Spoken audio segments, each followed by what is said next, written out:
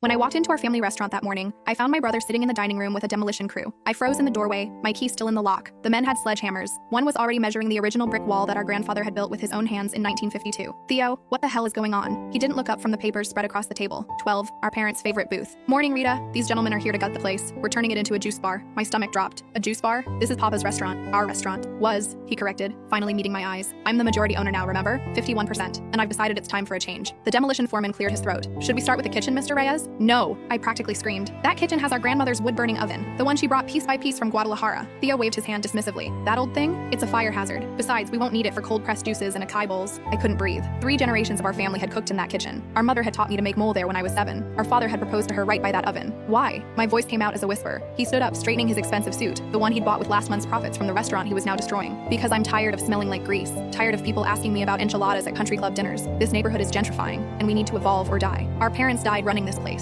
They loved and where did that get them? He cut me off. Working 16-hour days until they dropped dead at 60? No thanks. The foreman shifted uncomfortably. Mr. Reyes, we're on a tight schedule. Give us 5 minutes, Theo said, then turned back to me. Look, Rita, I'll buy out your 49%. Take the money and go start fresh somewhere. Maybe teach cooking classes or something cute like that. That's when I noticed the fresh coat of paint on the front window. Our family name, Reyes Cocina, had already been scraped off. In its place, in trendy minimalist font, pure pressed. You already changed the name? Had it done yesterday while you were at the farmer's market buying tomorrow's produce? He smirked. There won't be a tomorrow, by the way. I pulled out my phone, my fingers surprisingly steady. You're right. There won't be a tomorrow, at least not for your plans. His smirk faltered. What are you doing? Calling Uncle Roberto. I hit the contact and put it on speaker. You remember him, right? Mom's brother? The one who's been a real estate attorney for 30 years? Rita, what? Hello, mija. Uncle Roberto's warm voice filled the room. Is it time? It's time, Theo. Theo's face went pale. Time for what? I smiled, and for the first time all morning, I felt like I could breathe. Tell him about the trust, Theo. Ah, yes, the Reyes family trust. Your mother set it up 5 years ago when she first noticed Theo's entrepreneurial tendencies. The restaurant property isn't owned by you two personally. It's held in an irrevocable trust. That's impossible, Theo stammered. I have 51% of the business entity, Uncle Roberto continued calmly, but not the building. The trust owns the building, and Rita is the sole trustee. Your mother was quite specific about that. She said, and I quote, Theo has the business sense, but Rita has the heart. The building stays with the heart. I pulled out another document from my bag, one I'd been carrying for 6 months, hoping I'd never need it. This is your eviction notice, Theo. You have 30 days to remove your juice bar dreams from my building. You can't do this. Actually, I can. And here's the beautiful part. Mom also set up a second corporation, Rita's Kitchen LLC. I've been running it on paper for 3 years, just waiting. Every vendor, every supplier,